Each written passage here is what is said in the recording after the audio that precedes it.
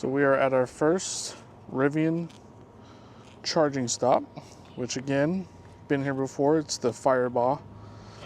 But I'm not just sitting here anymore. I am now changing diapers, baby diapers. So as I'm charging, we're stretching out our legs, changing our dirty pee-pee diapers. And making a quick pee break. Whee! Oh, little poops. A little surprise. Got a little surprise. Oh, that's good. Good boy. Yeah. Oops.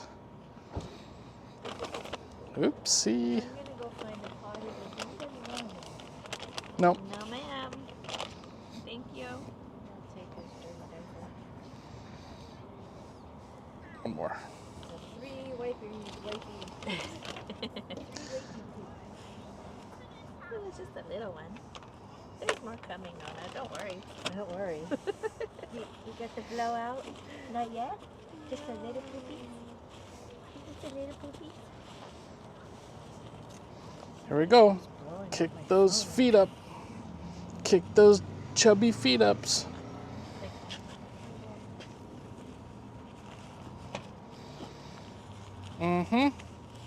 Nice fresh diapers for the road. And then we're gonna pee some more in them. Woohoo! Yeah! We're gonna pee more in them. Pee and poop and whatever other surprises I want. Move your big fat thighs. Okay.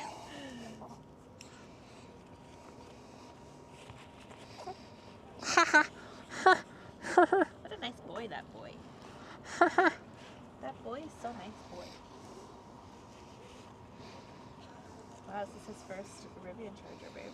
Yeah. Baby's first Rivian charging stop. Gimme. Okay. This is the Rivian baby changing station.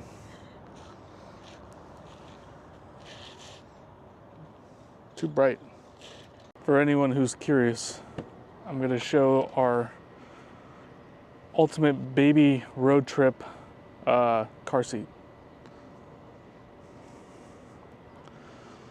So we got his, obviously, car seat, his diaper bag, and then he's got his little play hooks, and you can take them off his busy book. And then the most intriguing thing is his little frogs.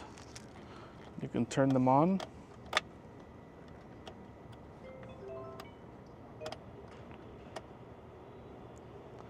And they dance around. And he watches this for a little bit and then he goes to sleep. Thankfully, our son is a pretty good road tripper. He likes the bounciness of the truck when we're on the road, and pretty much as soon as, maybe within 10 minutes, he's fallen asleep. So for the bulk of the trip, thankfully he sleeps, and then we're making these stops, obviously to change his diapers, to get his feedings in. So when I first planned out the trip, we only really needed to stop at one charger, which was at Button Willow, but to help kind of split some of the time, and also just to, like I said, stretch him out, for us to stretch out, we're making an extra stop just so that, you know, we take care of him and make sure he's as comfortable, because, you know, sitting in a car for a long period of time, obviously you get tired. So these are baby calisthenics that we're doing right now. A lot of leg movement, up, down, 1-2s, up, down, 3-4s.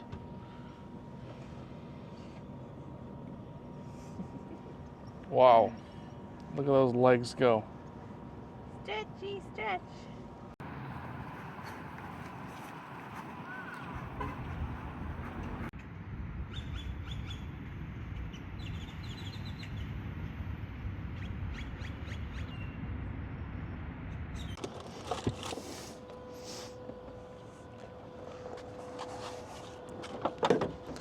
All right. So one of the huge benefits now is that I can use Tesla charging on road trips. Snap it in and wait.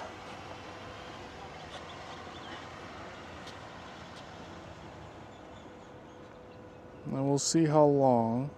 There we go, charging. Very easy. And the nice thing about Tesla is because they build out so many chargers, there's 50 of them here, 55 actually to be exact. So there is plenty of room. So as of now, I'm kind of pulled over, not blocking anybody, and can use it. Got a minute?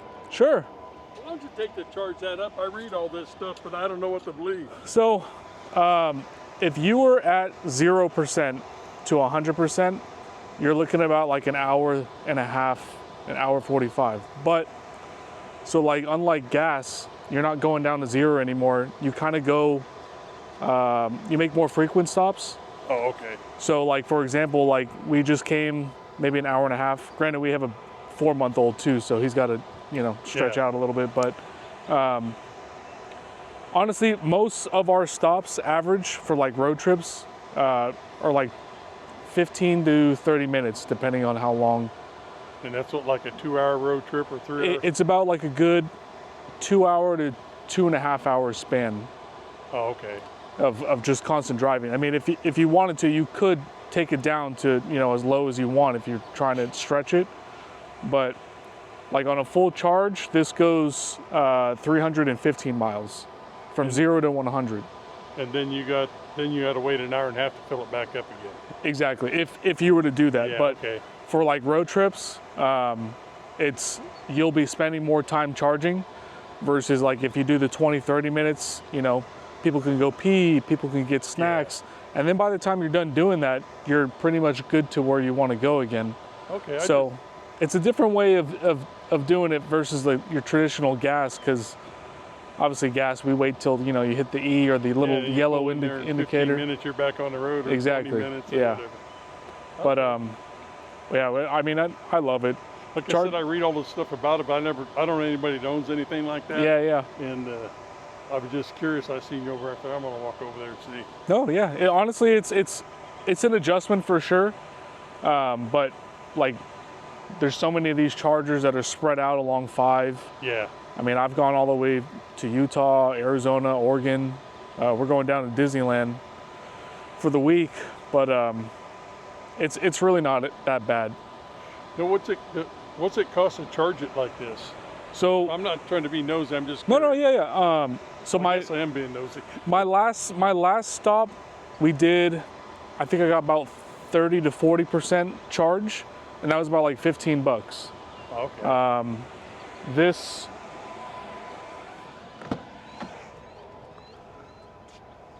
like right now it's like $5, but this will probably go to like maybe like 20, 25. Okay. And that's another thing too, is the cost of the charging versus like your gas too. It's gonna come out a lot cheaper, especially for like the longer road trips. But are they all the same price, or does that fluctuate too? It does fluctuate. So each company will set their own like charging prices. Depends on the company, and they can also base it on location. So if you're at a very busy, you know, metropolitan city, Just like gas then. exactly, yeah. They can, you know, charge you however much they like, or how little as they like. Yeah. Alrighty, well, thank you for the info. Yeah, Kevin. Martin, by the Nice to meet you. So, nice meeting you. Have Yeah. a good trip. Have fun at Disneyland. You too. Thank you.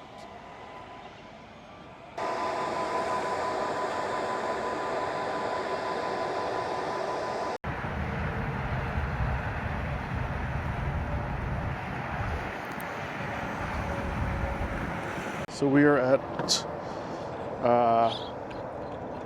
I'll get you the name, but it is a V4 Tesla charging stop, and I did not think this would be V4s. I just saw on the map that this was right before we get into the mountains to get into LA. But I was surprised and kind of pleasantly surprised that the V4 chargers were here. And the great thing about these chargers is that the cords are longer. So obviously I can park into any Tesla spot and I won't have to ruin, you know, the algorithm of parking and all that kind of stuff, which is nice. So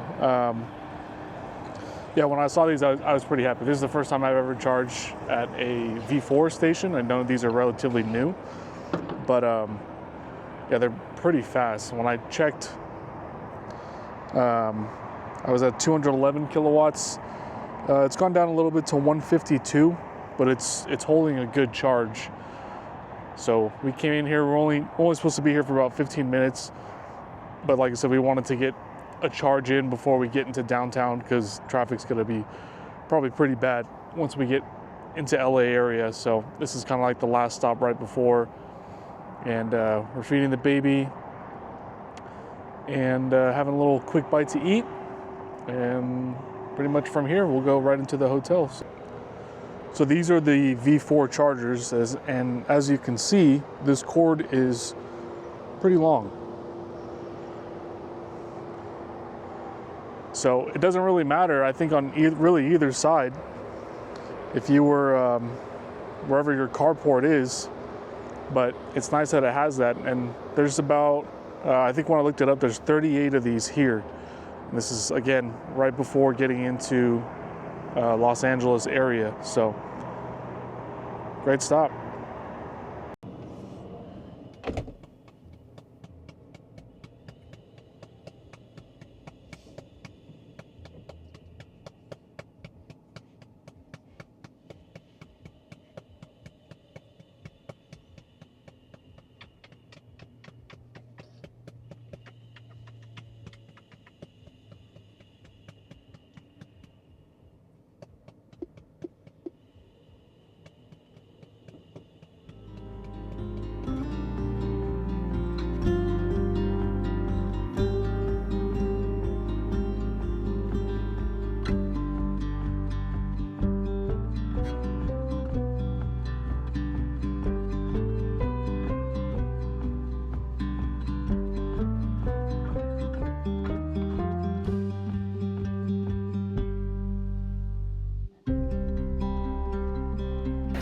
Cheers.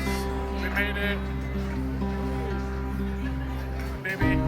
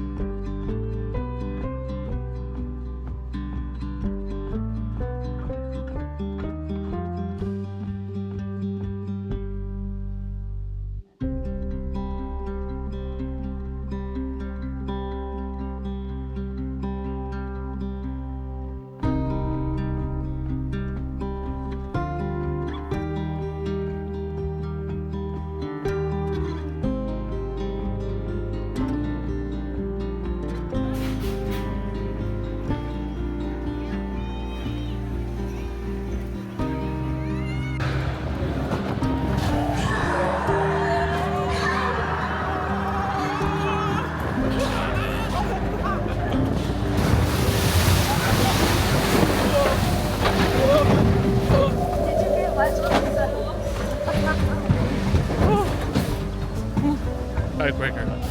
Things I look forward to coming to Disneyland are the churros, and not just the regular churros. Yes, those are good, but specifically for the Halloween and holiday churros, they're just like these funky.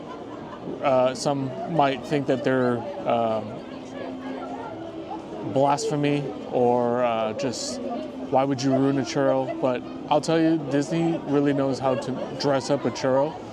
I mean, some of the ones that I've had this year, not all of the churro carts had a different churro.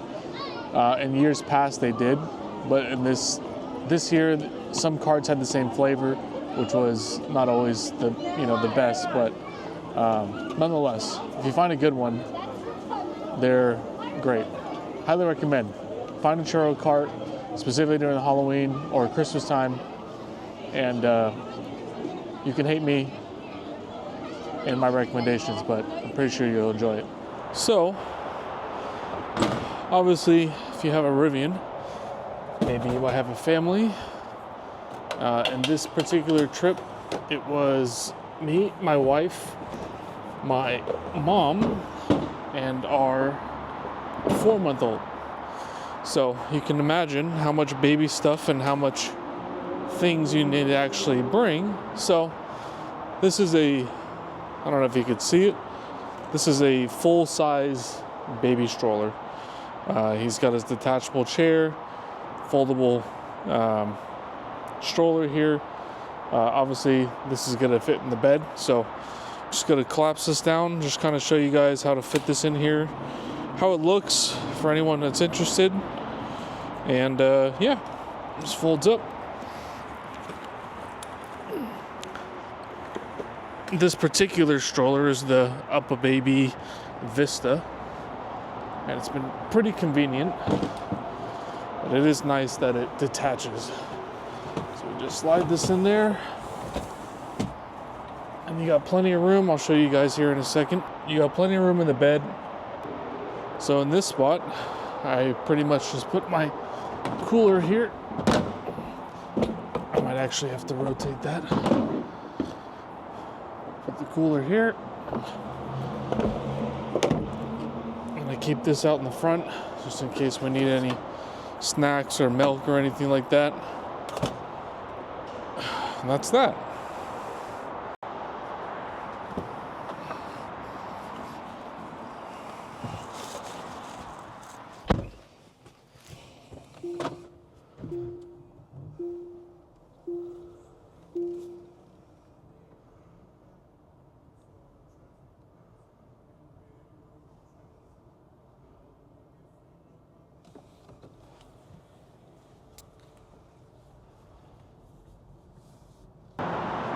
So before we load up tomorrow, I'll show you guys what a road trip of 4 people, 3 adults, and a 4-month-old.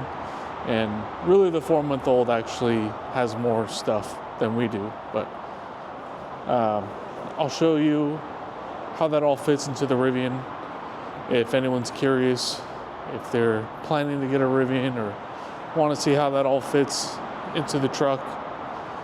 But what I do love about it is that because you have all the extra space, the gear tunnel, the truck bed, the frunk, the cabin is pretty much completely clear of any sort of bags or anything like that, which is great because it's a whole lot more comfortable with drive when you actually have space and you're not having bags put on beside you or behind you or underneath your legs.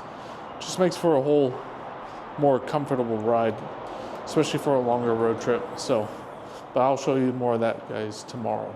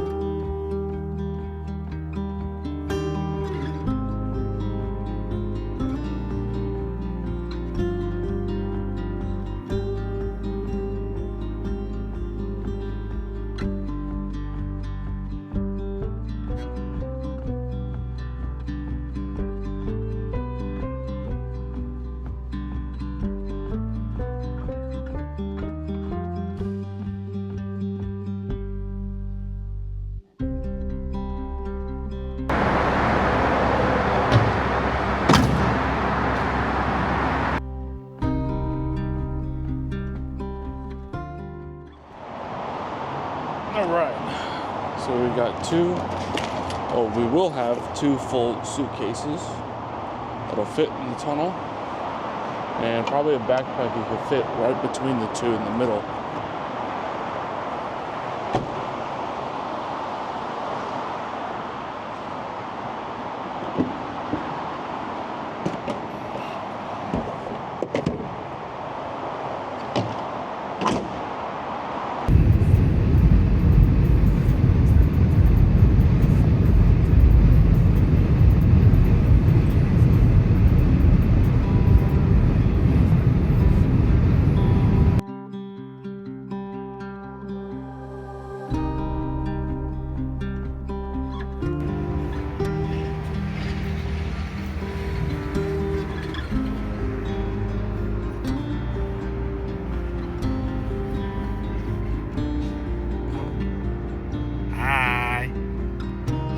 Oh my God.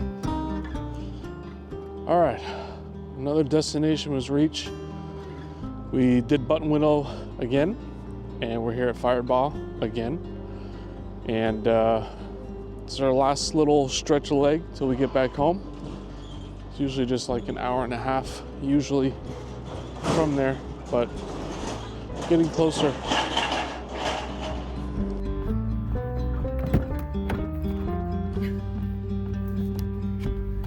Excuse me. It's time for your diaper change.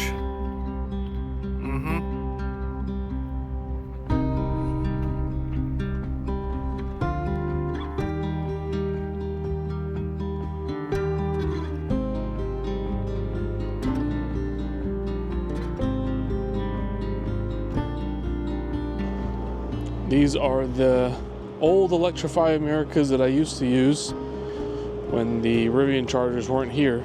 But now that we have the Tesla adapter and the Rivian network chargers kind of scattered throughout, I don't really see myself using Electrify America with some of my recent struggles that I've had with them.